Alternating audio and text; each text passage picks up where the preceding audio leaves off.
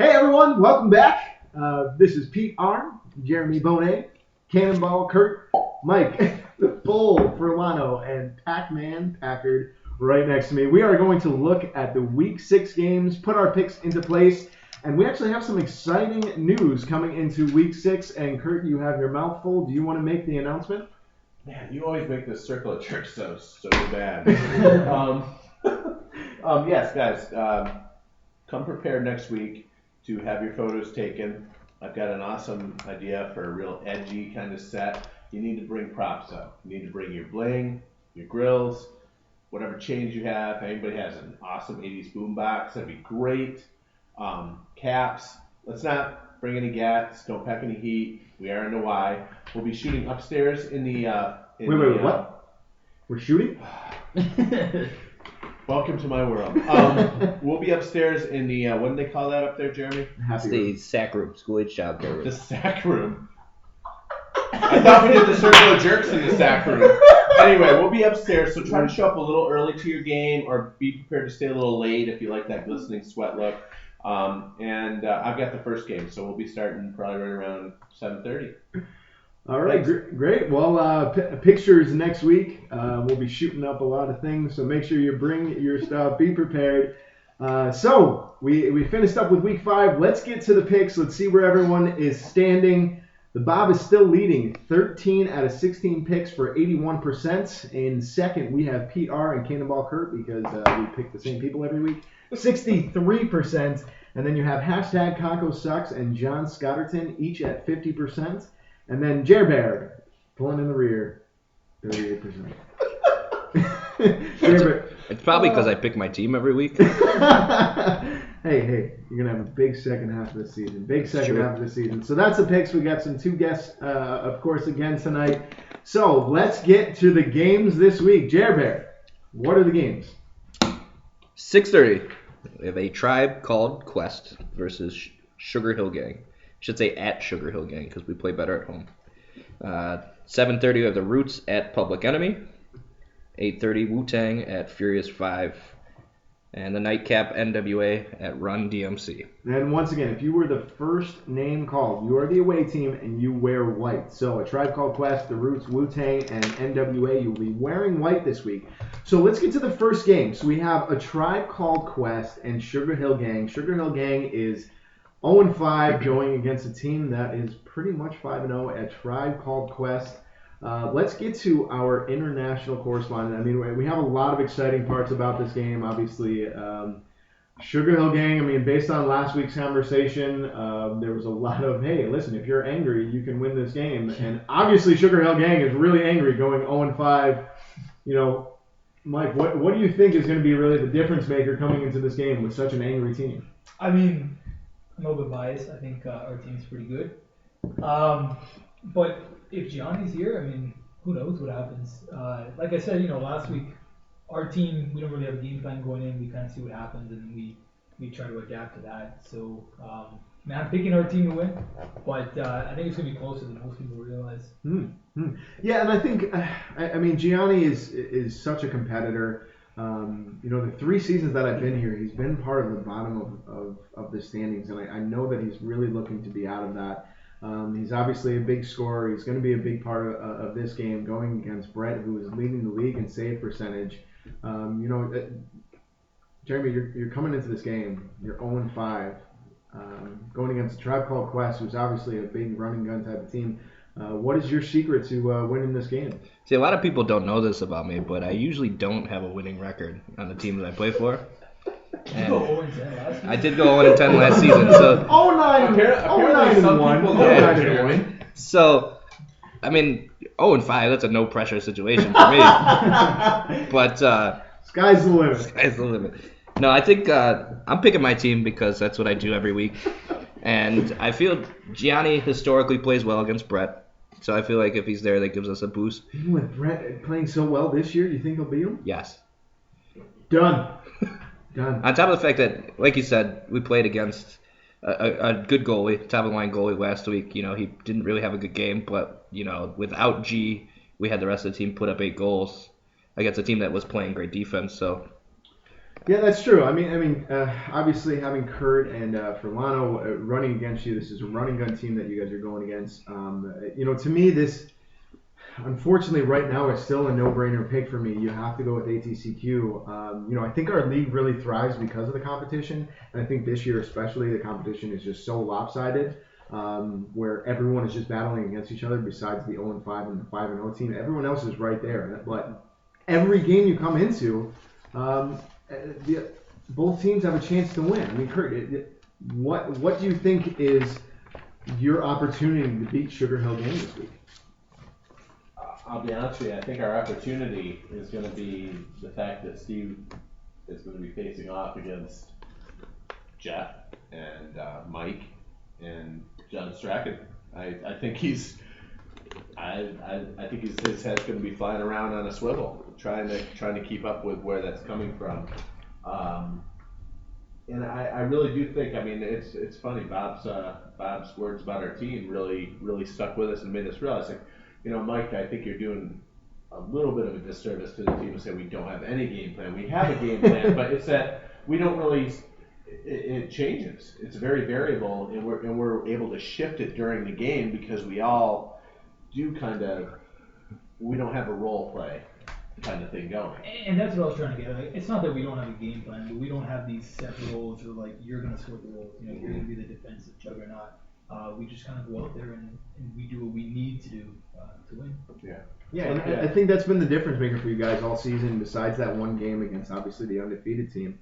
And speaking of the undefeated team, Alex, who do you have going in this game? I'm taking ATCQ just because they've given me all the reason to pick them against a winless team. I think basically what it comes down to is I've seen ATCQ just mesh so well together, and it's like Mike was saying, like they've meshed so well to the point where they don't have to go out and have guys do certain things. They kind of just see what everybody else is doing, and they flow so evenly with each other that going up against a team that basically without their captain last week, it turned into kind of just more of a desperation thing and not really as much team play. I think you got to go with the team that plays as a team. So for me, it's ATCQ. Yeah, is there anyone that plays more of a team as a team than ATCQ? I don't think so. Not that I've It seen. doesn't feel like we have a bad lineup there ever, really. There's never like something where like, oh crap. It's the hustle, though. Yeah. I think every single one of your players really hustles in the league, and it's really been. I mean, everyone's picking ATCQ besides obviously the guy. Well, I know Jeremy's over here twitching right now. And here's the thing: we have momentum. They have momentum. Granted, it's going in a different direction. but no, back to what we talked about last week, though. There's that emotion thing that comes into it, and Gianni was so mad he didn't even show up last week. That's how bad he is. So I don't know. I mean, Jeremy, I'm not. Believe me, I'd be the last to shit on your team. I'm not. I just say what he was the first one. I didn't do it. No one else at the table. He was the first. No, I shit in my bathroom earlier with my back to my family. But Jeremy, I just want to hear from you. What is going to be your? Not that you want to give away the keys to the city, but what's going to be your? What do you think is going to be the difference maker? Don't tell me.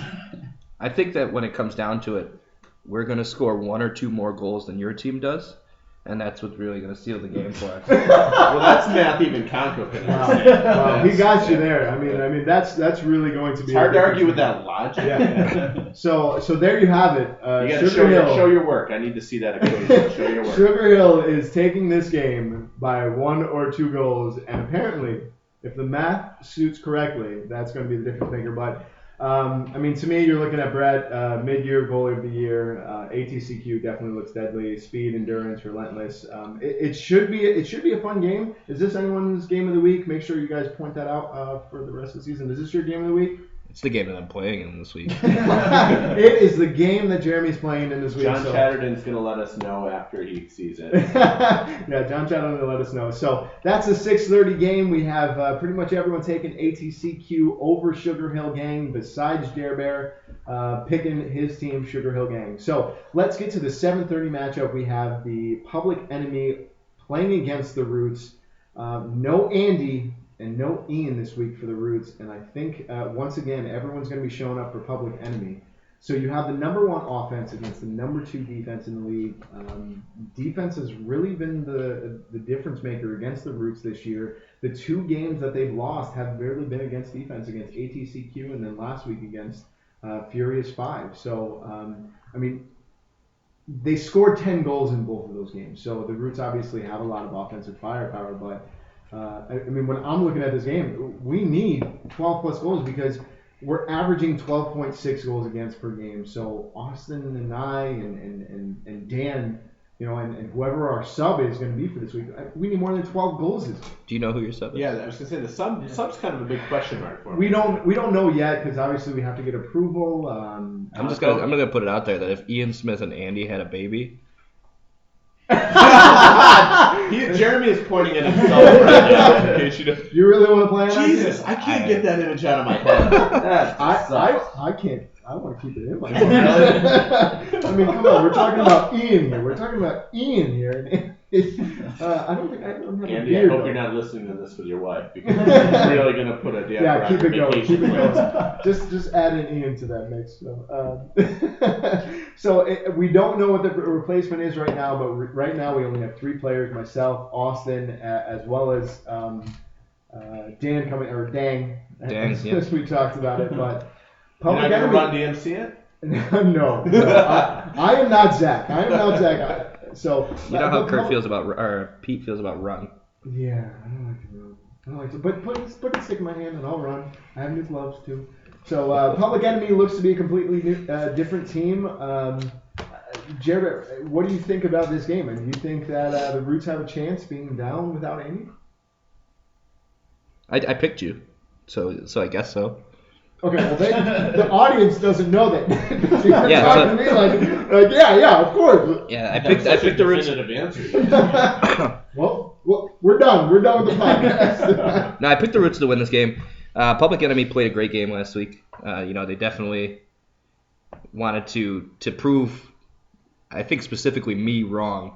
I think Matt Jaluli actually said, so people don't know what they're talking about. And I'm like, I was 0-4 with my picks last week. Of course I don't know what I'm talking about. But, I like to be that guy that motivates people like that to play better. So I'm going to pick... That's why you pick your picks. Exactly. I mean, you're just looking to motivate. So I'm going to go against Public... That being said, do you really want him picking you? Oh, shit.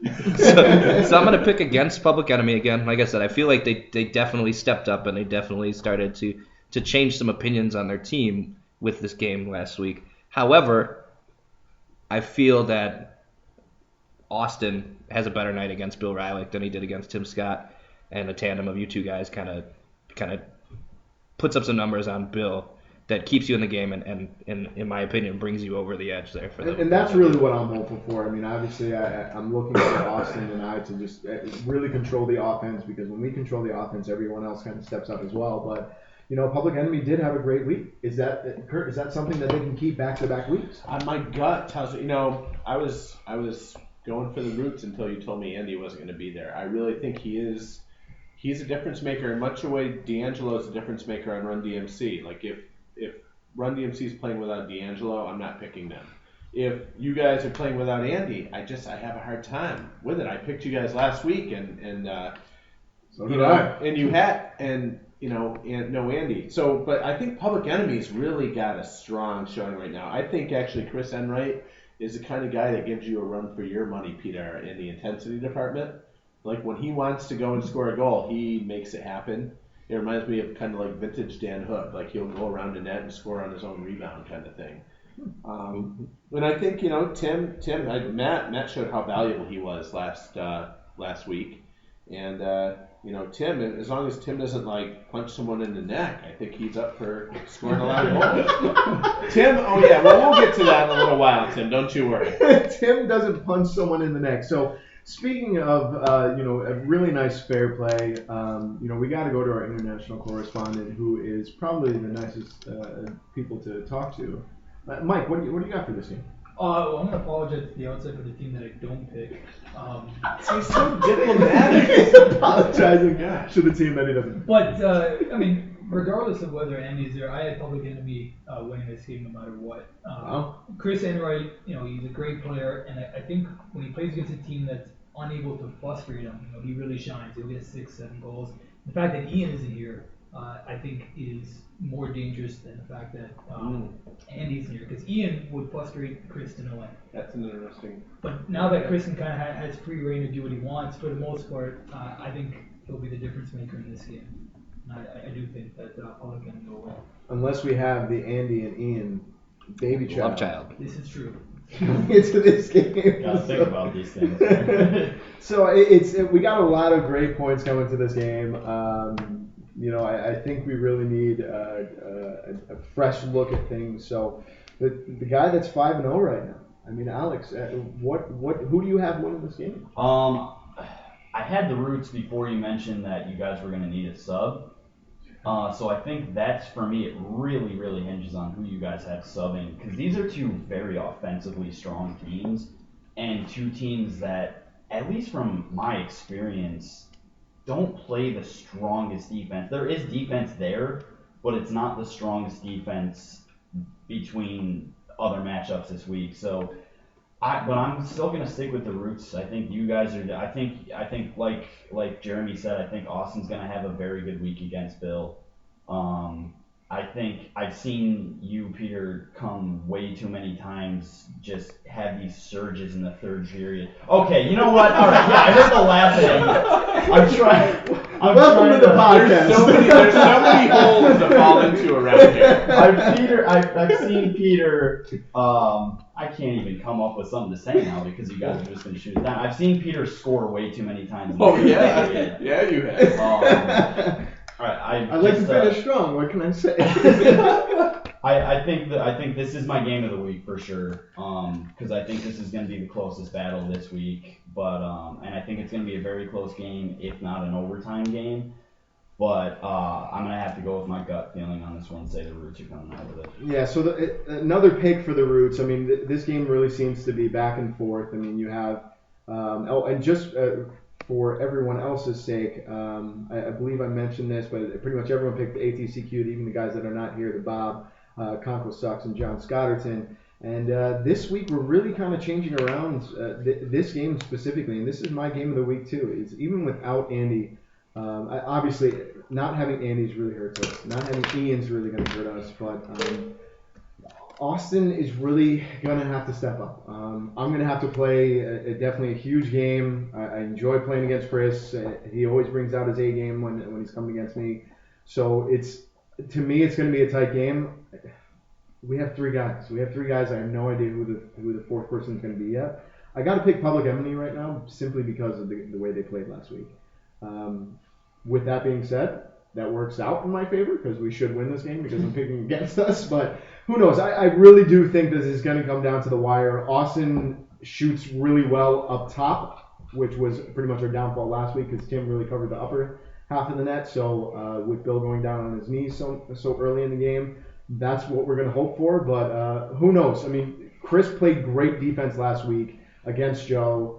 He was on him throughout the entire game, and the second that he got off him was when pretty much Joe was scoring those goals, but at the same point, Joe scored 5 and 4. So who knows how well this team is going to do. I think it's going to be a great game. It's my pick of the week.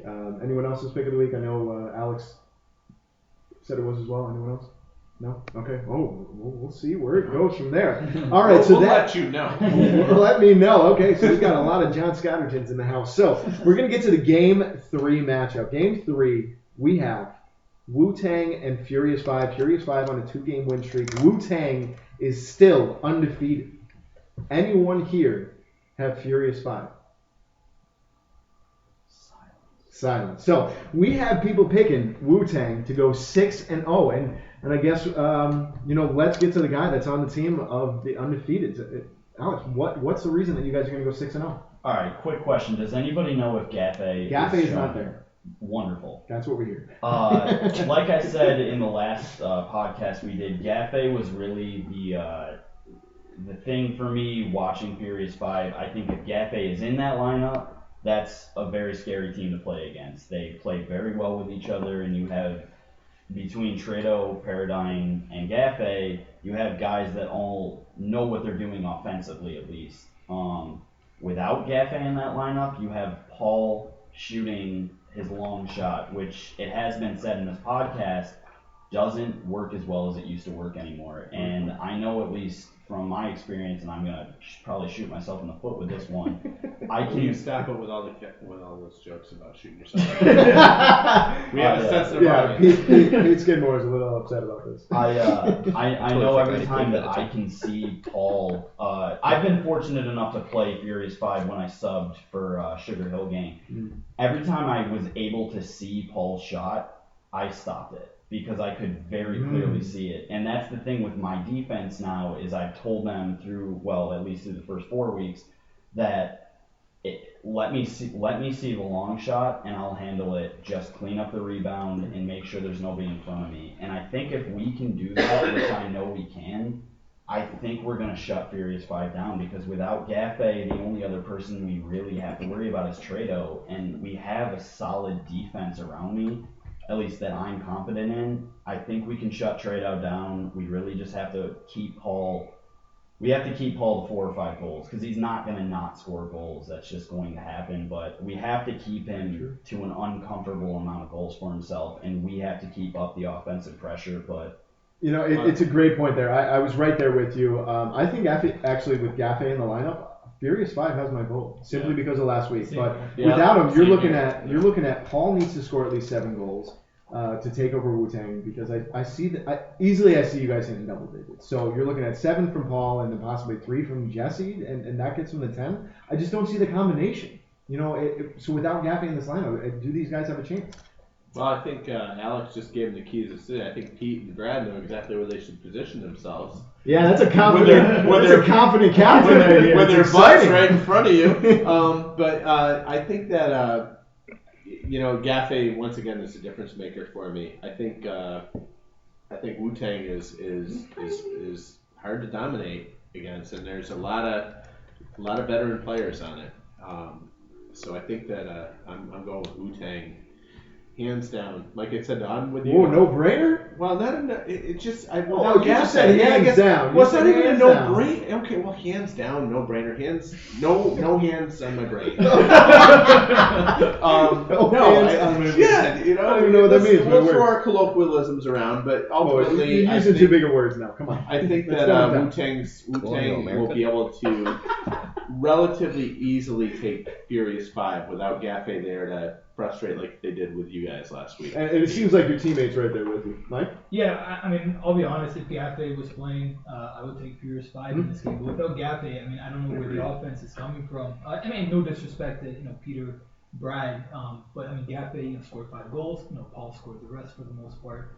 You can't rely on Paul to do everything. And I know Bob has Paul's number. Bob knows exactly where to put him. Great point. Block those shots off the freeze, and Paul can't score off the freeze. I don't know if they're gonna hit double digits, to be honest with you. So I'm gonna take Wu-Tang on this one here.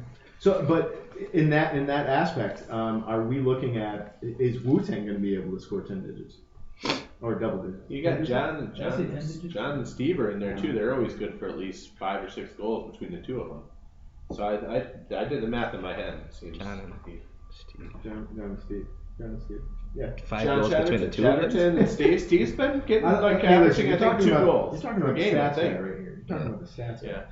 I picked Wu. I think Wu's going to take it. The reasoning, not so much on the Furious 5 side, but more on the Wu side, that I feel like this last game that they played was definitely a wake-up call for them. They had some subpar defense in that game, and they got away with one, honestly, is what I feel. I feel like that they very well could have and should have probably at some point lost that game last week. With that being said, I feel like there's got to be a lot of talk this week for that team about defensive positioning and people chasing the puck, because you saw a lot of that, and that's what really hurt them last week. I feel like they tighten up and they kind of button down on defense, and they stifle the Furious 5 to the point where I don't know that they're going to need double digits to win this game. I feel like we could see an 8-5 or a 9-6 game. And that's the way it's been for them the past few weeks. I mean, they haven't even scored double digits in the past couple weeks, but they keep winning. And that's a note that I put down. Wu-Tang just wins. No matter what you guys are faced against, Alex, you guys just continuously win. And I think, plain and simple, having the Bob on your team and even John, you guys game plan better than anyone else in the league. And you guys are going to have a game plan against Paul. Paul and company won last week because they peppered their opponents with shots. And I think they're going to need to do so to even have a shot at the W this week. not having Gaffe is really going to be difficult. But I mean, we have a sweep in the picks right now. Everyone's picking Wu-Tang over Furious 5. Is Gaffe really the biggest reason? We'll see. It should be an interesting game. Is this anyone's game of the week? Yes. Oh, game of the week here, even without Gaffe? Yeah, I still feel like, obviously, Paul Paradine being healthy this week. He was sick last week. I feel like he's going to be, feeling a lot better, and he's going to want to try to, especially with us sweeping his team in the picks. Kind of. Well, that's what he said last week. Actually, I was talking to him, and he was just like, "Yeah, I don't even know if I'm going to make it. I'm sick." And he's just like, "I don't know. Everyone's picking you guys to win anyway, so why do I show up? But hey, I pick you too because of your firepower." And then he comes and scores freaking 9 points on us and wins the game. So. We'll see. We'll see what this game kind of comes into, but it should be an exciting game. We have a lot of exciting games this week. So let's get to the 9:30 game. We have NWA going against Run DMC. Run DMC has lost 4 straight games after winning their first game against Furious 5. Zach obviously looked very frustrated. NWA kind of had an easy week last week. I mean, Kurt, what do you think of this? Sitting right here. Yeah, you guys didn't have your number one. That's really the only reason. I mean, hypothetically speaking, we had an easy week against NWA because they didn't have, Mike Bryant. So I'm not knocking on you, man. Listen, Kurt will shit on you. Kurt will shit on you right off the bat. I will not. I will be the last person to shit on you. So, but going back to it, Kurt, what do you think about this game? I mean, does Run DMC, can they turn it around? I think they're gonna turn it around this week. This is my game of the week. Only because I think the teams are relatively closely matched.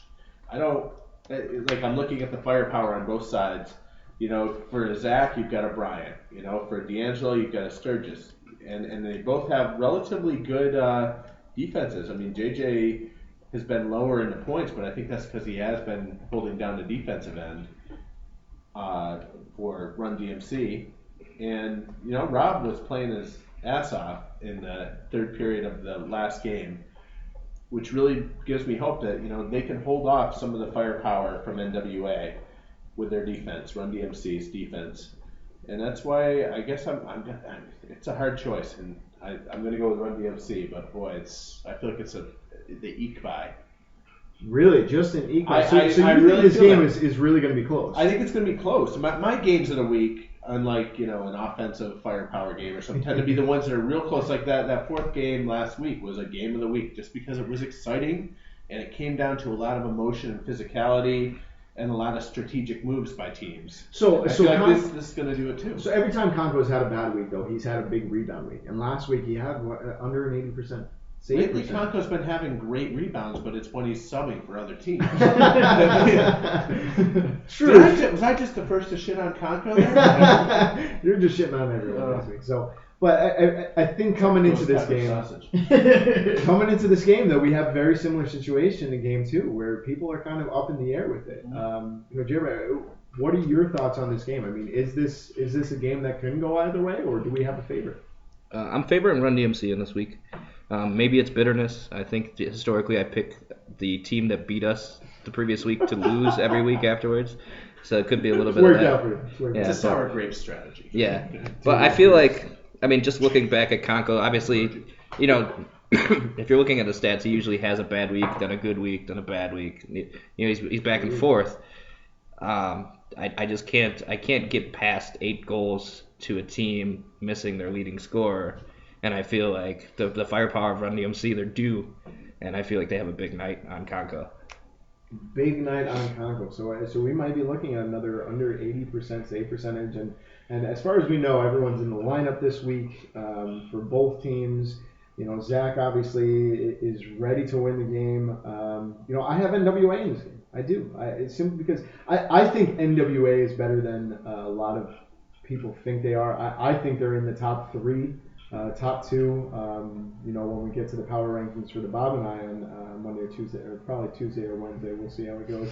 But, we'll see where kind of the standings go. But, Alex, what do you think of NWA right now? I mean, they're obviously on a run. Run DMC is not on a run. What's the difference maker for NWA right now? From what I saw with NWA in this last week, they really, really gelled that last game against Sugar Hill. And I don't even think it was just because they were playing a team that didn't have their captain or anything like that. Like, they just started there was a point in the third period where it just turned into the Mike and Mike show, where it was just back and forth, like the easiest passes, like they planned what they were doing ahead of time. I think that combination between Mike and Mike is going to give Ramsey a really long night. He's going to have to pay attention to the both of them when they're on. The defense from Run DMC is going to have to be huge, shutting down that passing lane between the two of them.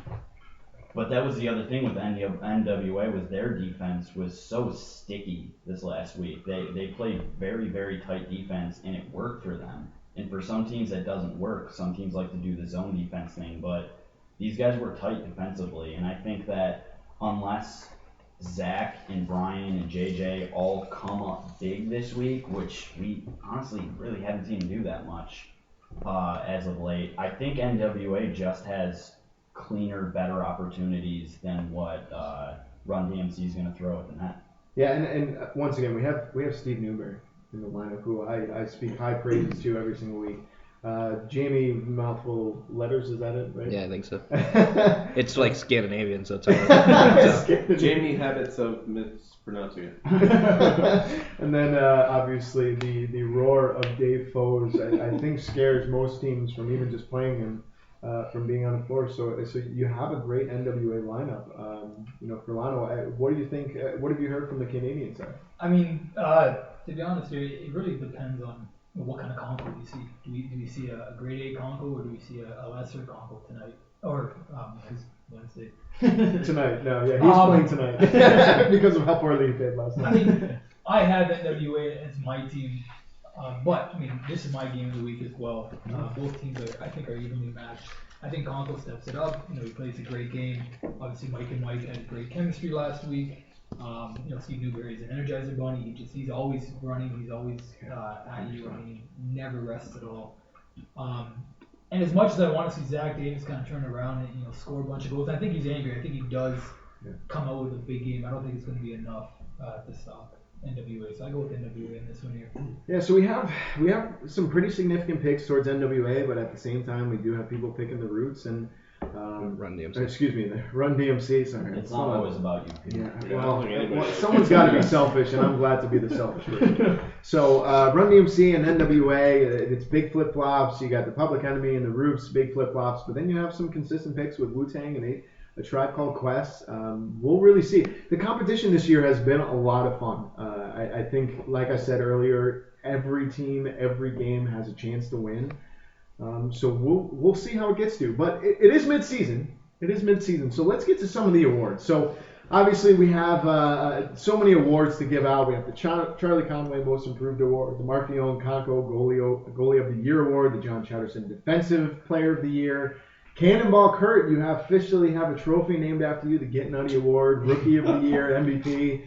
There's a lot of trophies up there, but let's get to the first one because I think that's one that's kind of most up in the air right now. The Charlie Conway Most Improved Player of the Year Award. Now, is there someone that's really kind of standing out? Does anyone have a standout pick right now for Most Improved? I do. I can't remember his name. It's in the strap of my mind. I'm thinking of Starak Obama. Wow. Nice. That was a good one. All right. Well, yeah, I would have to pick Bernie Strackers for that one because I think he has proven to everybody in the league that he's a force to be reckoned with. And I say that with the caveat that there are a lot of guys that are showing a ton of improvement. I mean, we got 5 more weeks for this to shake out and see what the deal is. So yeah, I mean, he's my early pick. He's my early pick. Yeah, he's obviously had 2 such strong games. I mean, he got Player of the Week for back-to-back weeks, or even close to there. Something like that. I mean, the guy's playing great this year. I mean, to me, even this guy. There's one person that won the championship last year. But this guy is leading the league in save percentage. Brett freaking Seabird. Yeah. To me, and he's on your team too. You have 2 guys on your team that have potentially a chance to win the Charlie Conway Most Improved Award. I mean, Jeremy, what are your thoughts? I'm just talking to guys about it. I guess it all depends on, your interpretation of what the award is, because some people take it It's as the most improved. Yeah, well. What I'm saying is some people take it from. It is an honor that we bestow upon. What I'm saying is, are you talking about from a previous season to this season, or are you talking about from week 1 to week 10? I guess is the question. Oh, that's a good point. I always look at it as a seasonality. Yeah, I've always looked at it there. I mean, what about you guys? I'm the same way. It's always, your previous seasons, at least in my mind. Yeah, I mean, I won it, and I sucked the season before, and then I stopped sucking the season after, and then I won it. So I take it as a seasonal thing. You did stop sucking. So, I mean, from a seasonal thing, then obviously, the Pterostractyl's got to be up there. But, I mean, if you're looking week 1 to week 10, you got guys like Dave Foss who said that that's what he's going for. He wants to win that award.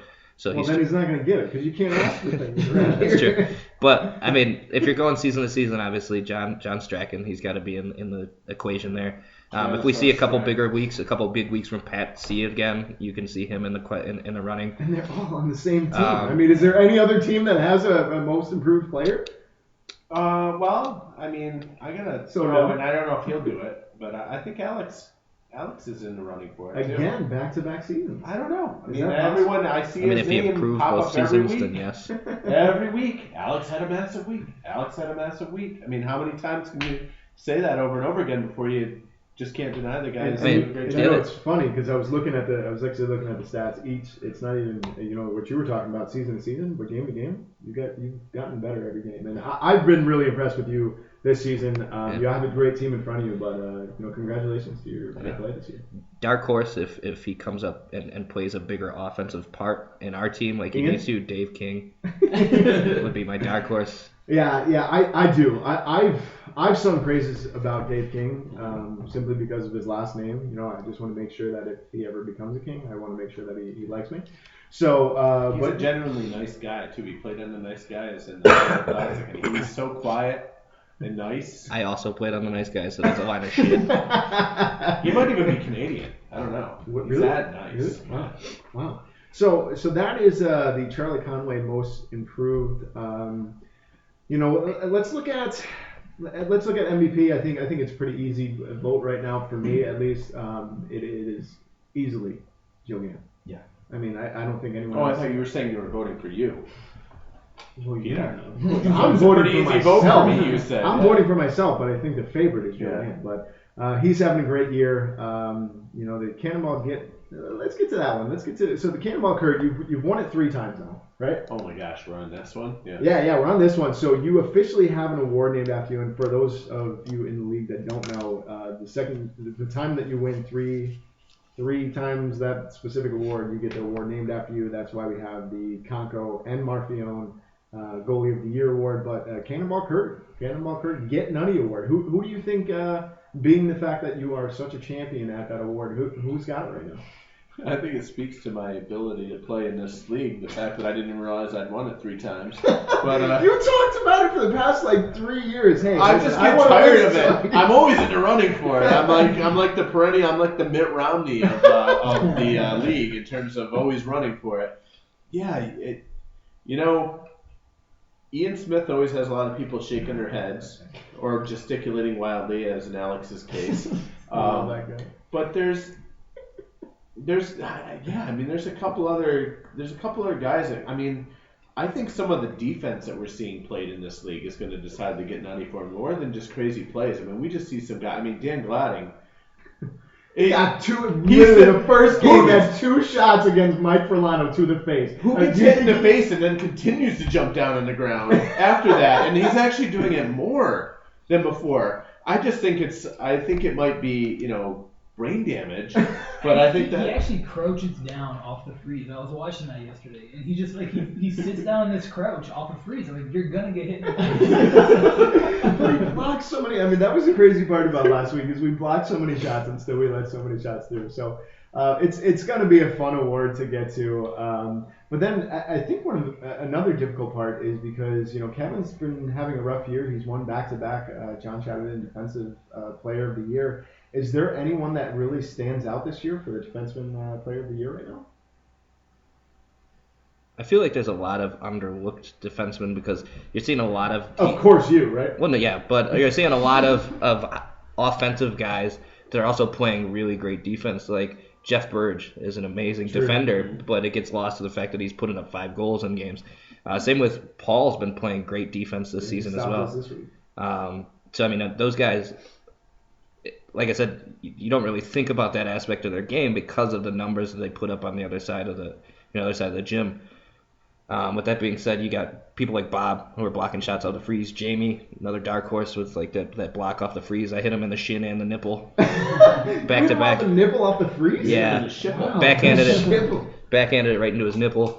I didn't know you had a bad How many week. times can we say nipple in the next 60 seconds? We're going to have a word of the week next week. Everyone. It's gonna be nipple. So I mean, like people like that, like I said, anybody that's stepping up and blocking shots off the freeze.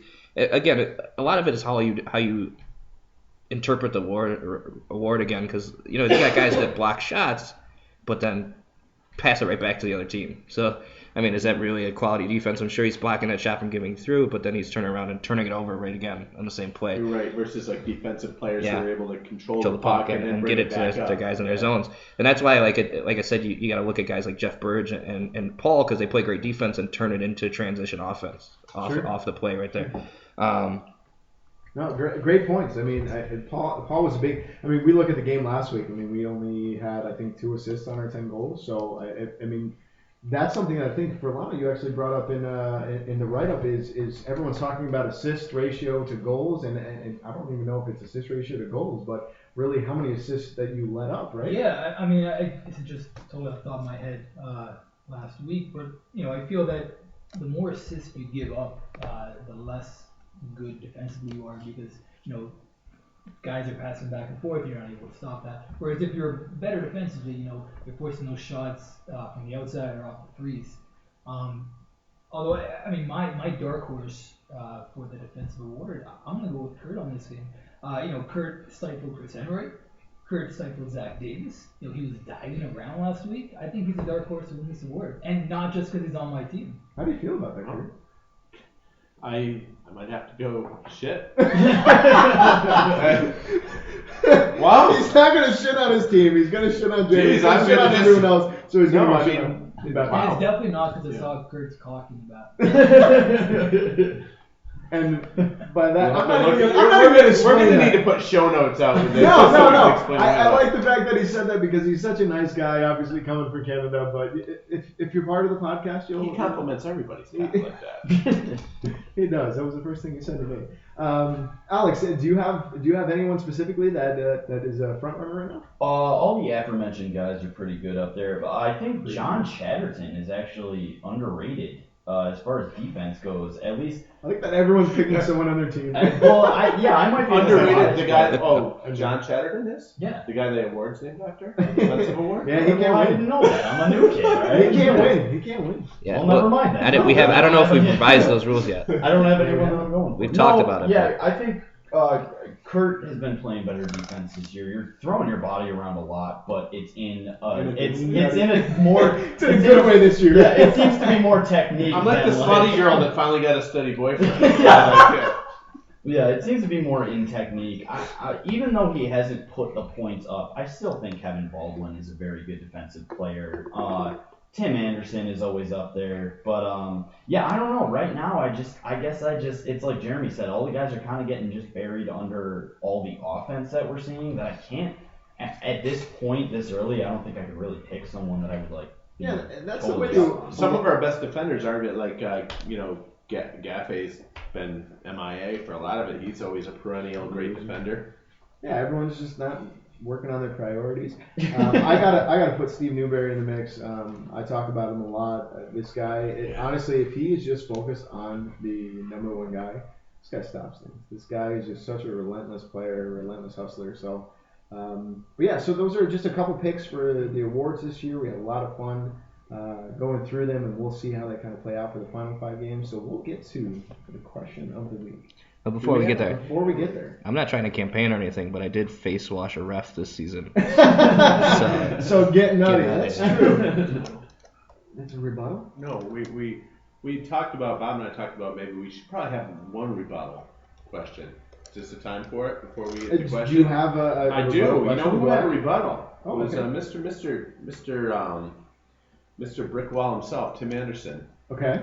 he took us to task on our assessment of him garnering a penalty minute. Because he deserved it. Yeah, but you know what? He, in his mind, and I'm going to take the Tim stance here Okay, because he take did Tim talk stance. to me about it. I'm not necessarily saying I'm in it, but I'm Okay, so inside you're his head Tim. for it. You are Tim. I'm Tim. You Feel know, the Tim. he was mad, but he did not mean to harm anybody. And we're talking about Can I a take the specific defense? incident. Okay. We're talking about a specific incident that happened where there was JJ and Tim collided. There was no call made because it was just an incidental thing that happened with two guys in play. JJ said a couple words to Tim. Tim got a little hot under the collar, and then he took Fucking off leveled like him. a bat out of hell. And according to Tim, didn't mean this with any malice, but managed to somehow make a very small space for JJ to fit between Tim and a wall. So Tim, I'm trying to describe it scientifically. But yeah, so Tim said, he was not angry, and he just was trying to angle in and he used a lot of the same defenses I've used for myself when I've taken a guy out. Actually, maybe that's why I'm on Tim's side for him right now. So he didn't agree that he was playing that rough. But did he deserve the penalty? Well, I called the penalty. I was refereeing the game. I called the penalty. Yeah, and you got So- all right, so I that's think my cerebral cortex just split down. so the that's middle. that's Tim's side of thing. We will allow the rebuttal. I'm going to send it over to Jeremy to do the rebuttal, and he is slamming down the hammer. So, as a person that has some sort of position in this league, makes some decisions, part of the committee that everything I have a position in the league. kind of runs through. I keep track of stats. A lot of the decisions is kind of a made. big deal. Yeah, You is made from a group that You're a strap I'm a keeper. part of. If you talk about any organized sport whatsoever, a penalty is a penalty. There's no incidental. There's no, I didn't mean to do this. If you fucking trip a guy, or if you throw a guy on the floor, if you run into a guy, Unless it's Ian. it's a penalty. I mean, incidental is a word that you use because you felt like an asshole after the fact. Yeah. And again, this isn't a jab at Tim Anderson, because again, he's a nice guy. Was he angry? Maybe not, but he was definitely playing with a heightened level of emotion. What that emotion was, again, it could be angry because that's what it looked like from every single other player watching the play. Or it could have been, he just wanted to win. But at the same time, again, if you stick your stick out and somebody trips on it, whether you meant for them to do that or not, it's a tripping penalty. If you stick your stick out and you get somebody as they're skating by you or running by you and you hook them, whether you meant to or not, it's a hooking penalty. If you run full speed at somebody and they get pushed into a wall and fall down, whether you meant for them to get pushed into the wall and fall down anyways, it's a charging or a roughing or whatever the actual penalty was called, it's a penalty. I believe what Jeremy is saying is that there's no intent involved. There was no intent involved, and we understand that, Tim. We think you're a great guy, but the penalty is a penalty. I'm still trying to get over the fact that you called this an organized sport. Pretty cool. Hey, we're moving up in the world. So that's our rebuttal for the week. So let's get to the question. We're kind of winding down on time here, but so you're filming a new horror movie called Puck Off, and you need some cast members. Who is the killer? Who is the first victim? And who saves the day? So once again, you are filming a new horror movie, Puck Off, and you need some cast members. Who is the killer? Who is the first victim? And who saves the day? And it has to be guys in the league this season. So who wants to start it off, or do you guys want me to throw it to someone? Anyone have any picks right now? I need a minute. Do you have? You have? No, any I time don't really just stated think, but or no? I can make up some stuff right now. So my pick, I'm actually gonna go with Austin Bull as the killer, and the reason being is because everyone thinks that he's so young that he can't be out late. But the fact of the matter is, this guy's actually 33 years old. Which you guys don't know. This guy's actually 33 years old. I'm questioning I want to see a birth certificate. I'm trumping the shit out Oh, of we that. already have a birther argument here in the league. There we go. But so he is just so angry from everyone calling him young all the time that he's trying to get some revenge there. So he's got a little teenage angst in him. He's not actually 33. He's actually 14. So he's my killer for the week. And my first victim, it's really unfortunate to go with this, but it's going to be me. I'm a pansy. Guys, I don't know if you guys know this. I hate to lose. But that guy's faster than me. He's got some moves, so he's gonna catch up to me. He's gonna kill me. Now, who's going to save the day? None other than Kevin Parker. And the reason being Kevin Parker is because Kevin Parker is going to be going out for a run. He has no idea that there's a killer on the loose. This guy is just going to plow over Austin and just going to take his knife and take out the killer. And that is the reason why Kevin Parker is going to save the day in Puck Off. And Jeremy, you think that you look like you have the answers right now. I got some answers. He's got some good answers. So let's throw it off. So Jeremy, in Puck Off, who are you casting? So I'm going with sort of a M. Night Shyamalan twist. Shema, Yeah. Shema Yep. Ding Dong? Shema Habitsruther twist. Shema Habitsruther. So Wait, that was a delayed reaction from Kurt. Kurt was like, I'm writing down a all right, Oh, so that's funny. That's good. so I got multiple victims. In this order, we got Brad Burr, because I feel like the scene of Brad Burr being a victim would probably be cinematic masterpiece. Just the glory of that happening and his reaction to it, perfect. Yeah, I got a Dave Fosse because the primal scream of him being murdered. Good call. Also great. And then I got Dan Gladding as being a victim too, because just a You death have scene. 3 victims? Yes. Oh, you said what? Just this is a slasher film, Kurt. Just multiple pucks to the face to take him out. Well, if it's a real slasher film, that means that probably some of them were having sex, and that's why they got killed. So how does that work out? That's how slasher Use films your operate. imagination. Use your imagination. All right, so those are my victims. Dan Gladding dies pucks to the face, Fosse's primal scream, and Brad Burr, he's going to win an Oscar for that scene. Oh, nice. All right, my saves the day. It's a no-brainer. Mike Bryant has got to save the day. Mr. Nice Guy, he's the one that saves the day. Rainbows. My killer, and this is where the twist is. Ooh. He's part of the group the whole time. Turns out they find that he's the killer, Joe Gant. Whoa! Because- Mr. Nice Hair. Wow. Because nobody would expect it. It's kind of like an American Psycho kind of twist. Exactly. Nobody would expect it, and he already killed a guy in Buffalo. So Oh, yeah, that's right. Urban legend states that. Holy crap. Well, there you have it. So, Joe Gant is a killer. So, let's move around the table. Yeah. Cannonball Here's- Kurt. All right, well, so my movie starts out, You don't have to tell me. Conco's swimming in the ocean. He fends off a Is he great naked? white shark. He swims back in the shore. He's killed unceremoniously on the beach. Ooh. After fending off a great white shark. I think that describes a lot of games that we may have played in. So anyway, the next scene in Puck Off involves 2 brothers that live together on a isolated, it's not quite a farmhouse because it's really nice and Victorian, but Dave King and Rob Maston live there. There's kind of this pseudo thing, you don't really know, they're brothers, and then they had a messed up mother who did, all sorts of stuff. Anyway, they head into town. They go on a killing spree. They kill most, they go to the local Y. They show up on Wednesday night. They kill most of the league. All of a sudden, Chris Enright walks in for his 9:30 game. He says, "What is this shit?" One clean swipe. Takes them both out. One of them rises up, tries to attack Chris from behind because they always come back right at the end. Chris drowns him in a pool. That's how I see the movie going down. It's a rough sketch. I'm still trying to sell it to why did Hollywood. Conco die the way that he died? I What? guess. is Well, because Conco's a question. very high-priced actor.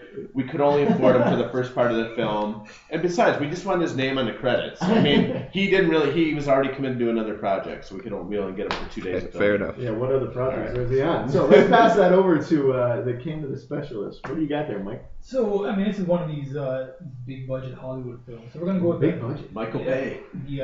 the silent killer. I'm gonna go with Brett. I think Brett has said like Whoa. 5 to 10 words. For the Entire movie. movie. He, like Kurt said, Hey. very cool, very quiet. I don't really trust him that much. He's the killer. I don't trust him unless he's in bed.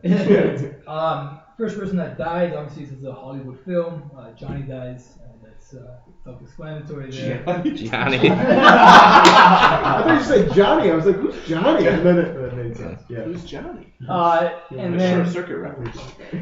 I'm Johnny Five. And then as my hero, I mean, again, big budget, gotta have good looks, nice hair. We're gonna go with Joe Gant here. I think it's the obvious choice. You know, he's a hero. John Strachan's his stunt double though. Oh, of course. Oh, Nicholas come on. Crack is always a stunt double. Nicholas Canadian band.